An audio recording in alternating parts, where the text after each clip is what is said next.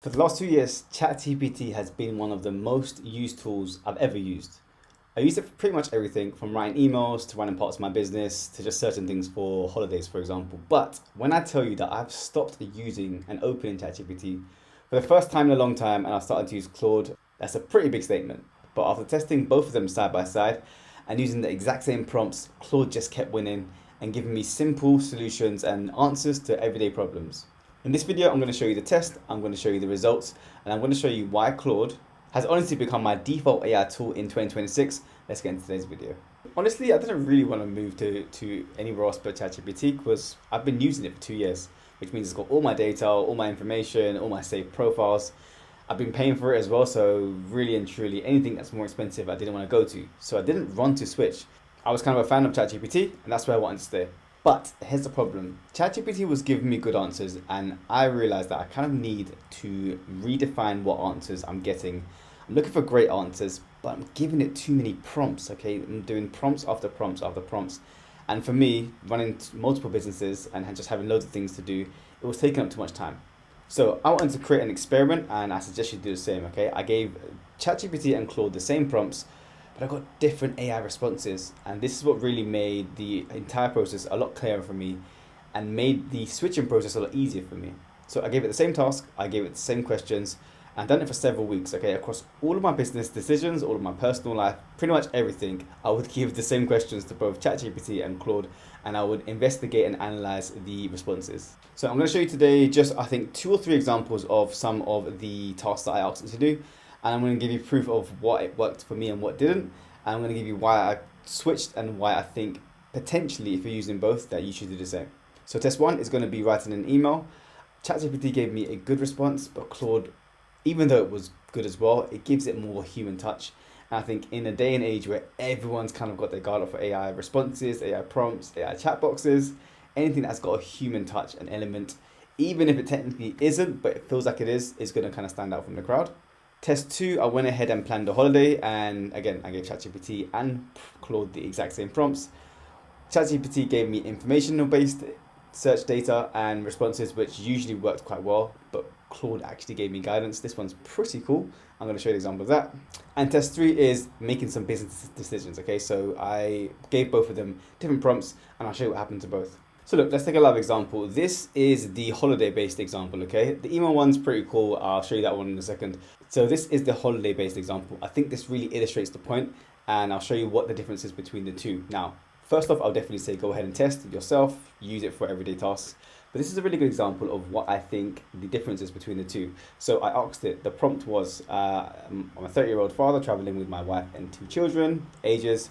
We're spending 7 days in Turkey, which is a place in Europe. And I want a mixture of relaxation, family activities, culture, and food, okay? Create a detailed itinerary and explain why each activity was chosen. So it's gone ahead and done that, okay? Give me day 1, morning, evening, and tell me why. Day 2, give me some information around beaches and Marmaris. Now, I've been to Turkey many times, so I know what's really good advice and what's not. And if I'm being honest, some of the advice is pretty good, okay? As I mentioned, I've been using ChatGPT for ages. I've gone on boat trips before, so this would make sense to have it on day 3 as opposed to like day 1 and 2 because you kind of need to get acclimatized with the actual country itself. I've probably been on this boat itself, actually. And then, yeah, it's got some culture days, and I do like the difference between the morning, the lunch, and the afternoon, and giving every single different day a different activity. So this generally would be quite cool, but let's pop over to Claude now, and I'll show you the difference, okay? So look, we're in Claude, and I'm giving the exact same prompt. Again, feel free to do any test yourself.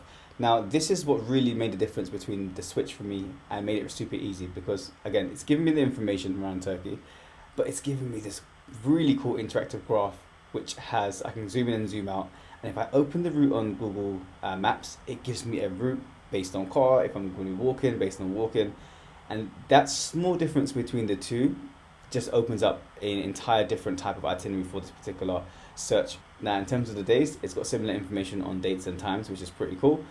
Now, it probably doesn't go into as much detail as to the why, but I think with the integrated maps and the fact that I can literally click on each day, it shows me the beaches, it shows me the points along the coast that I can go to, etc., etc. This really makes things a lot more easy because, as I mentioned, I can just click on it, pop over to Google Maps, check out the reviews, check out the maps, And also a note on restaurants. Now I did mention restaurants in my prompt, and I wanted it to tell me about food, but it kind of gave me more of a smarter intake. It said, look, instead of trying to schedule specific restaurants, which when you're with a family is very difficult because everyone's tired, everyone wants food at different times, etc. It can also be too hot at certain times of the day to go out. It just says let the meals follow with whatever you're doing in the day. Okay, so it's just saying around breakfast, you can find something in the morning, go to this particular spot for sandwiches in the evening, etc. So I think that's pretty cool and pretty intuitive, which ChatGPT didn't do. So look, honestly, the biggest difference probably is just that ChatGPT gives you answers, but Claude becomes your thinking partner. And I think if you really put that into perspective for multiple different tasks, it's going to make a big difference. So who's it for? Honestly, you'll love Claude if you are a writer, a student, a professional, a business owner, a content creator, or anyone that just kind of wants a fine-tuned response to an answer that is personal and relatable to them. So if you're building images in your business, ChatGPT is going to win. If you're doing anything with video and Sora, ChatGPT is going to win there. And it's got built-in voice modes as well, which Claude does actually have, but I do think that the built-in voice mode for ChatGPT is pretty intuitive, especially on your phone. Now, honestly, take a look at quick prices very quickly. They're both basically the same price. So this kind of made the decision for me to move over seamless. I'm paying $20 for one, I can pay $20 for the other. There's no kind of friction between the two. Now this can go up or down, but right now this is the prices. So it wasn't really a budget decision for me, it was just a workflow fit. Now, one note, if you do go over to Claude, your history isn't going to come with you. You're going to have to actually import it and sync it together. Let me show you exactly how to do that. So it takes about 20 minutes roughly. And I remember I have 2+ years of data. So I exported my ChatGPT data. I copied my custom instructions over by hand and I set up a Claude project with my key documents. You can ask Claude how to directly migrate from ChatGPT and it will give you all the instructions. It's super simple to follow. If you need to rebuild any workflows, you can do that first, but the migration process takes around 20 minutes. So look, you can use both for free, so it doesn't really going to make a difference as well because you can use one paid, one free. So if you're really stuck between the two, just use both. Okay, use ChatGPT for researching things, and then use Claude as a strategist, and then eventually you can make the pick. To be honest, a lot of these AI tools will charge you monthly. So when it comes to subscriptions and payments, it's best to keep as fewer as possible to keep your monthly bills down. But honestly, you're definitely going to need a pro version of one of these. So if you are using ChatGPT now and you're thinking about moving over to Claude, just try both for 7 days. Give it the same prompts, give it real tasks, and then you can decide yourself. This is based on my honest advice and my businesses and my personal life.